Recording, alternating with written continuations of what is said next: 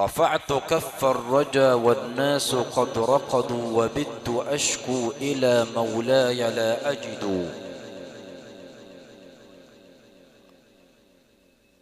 أقول يا أملي في كل نائبة، يا من عليه لكشف الضر أعتمد.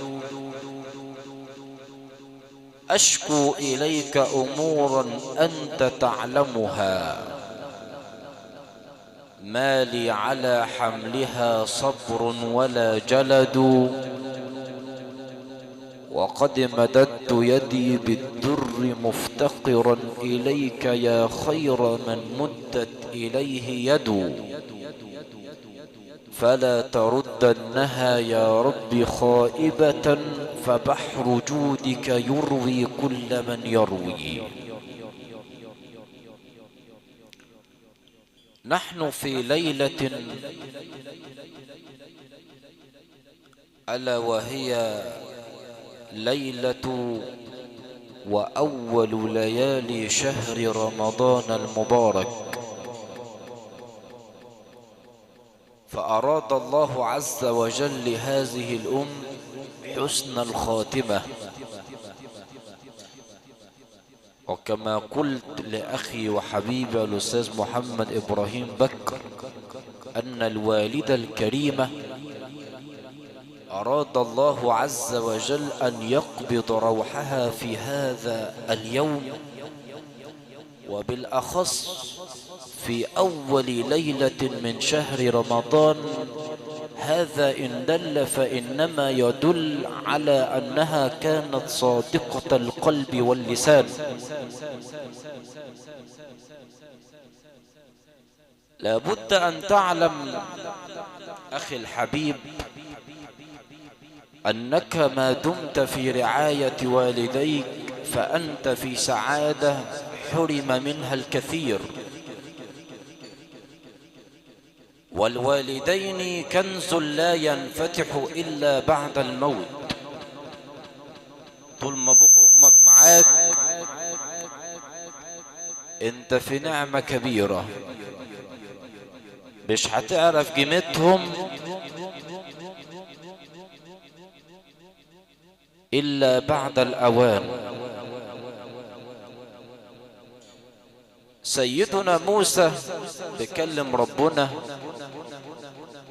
قال يا رب أريد أن أعرف رفيقي في الجنة. قال له الحق تبارك وتعالى يا موسى أول رجل يمر عليك هو رفيقك في الجنة. فجلس سيدنا موسى عليه السلام في انتظار هذا الرجل، فإذا برجل يمر من أمامه يلبس ثيابا ممزق،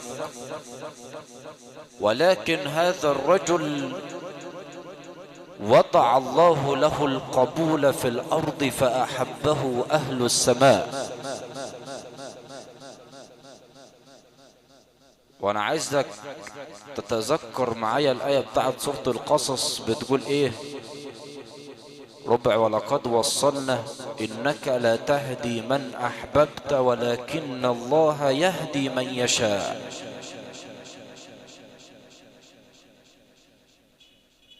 طبعا سيدنا موسى جلس في انتظار هذا الرجل،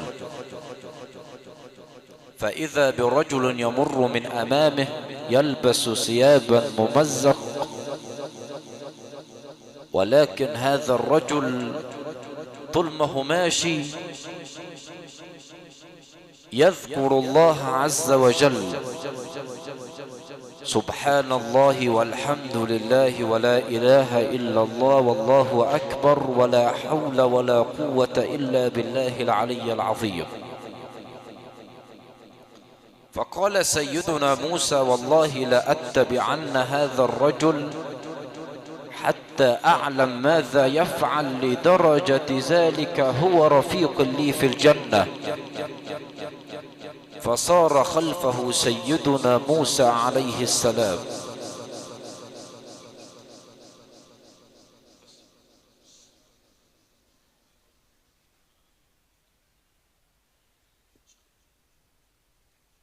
فقال سيدنا موسى والله لأتبعن هذا الرجل حتى أعلم ماذا يفعل، لدرجة ذلك هو رفيق لي في الجنة. فصار خلفه سيدنا موسى عليه السلام،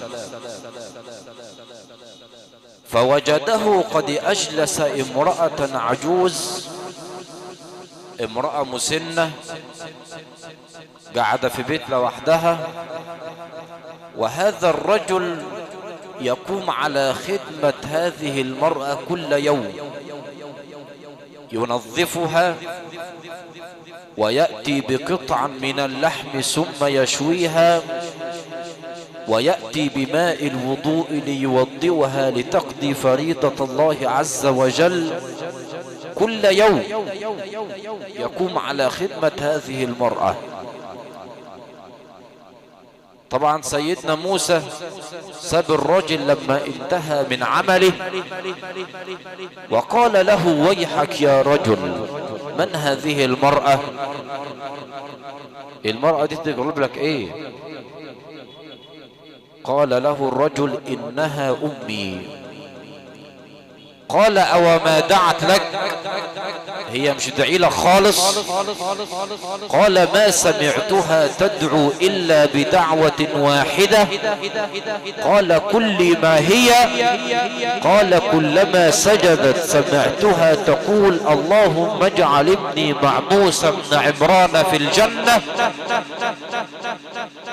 قال له سيدنا موسى انا موسى بن عمران، والله اخبرني بانك رفيق لي في الجنة، وقضى ربك الا تعبدوا الا اياه وبالوالدين احسانا، اما يبلغن عندك الكبر احدهما او كلاهما فلا تقل لهما اف ولا تنهرهما وقل لهما قولا كريما، واخفض لهما جناح الذل من الرحمة، وقل رب ارحمهما كما ربياني صغيرا. أسأل ربي أن يخرس ألسنة تجرأت على الوالدين، وأن يجعلنا بارين بوالدينا أبدا ما أحييتنا.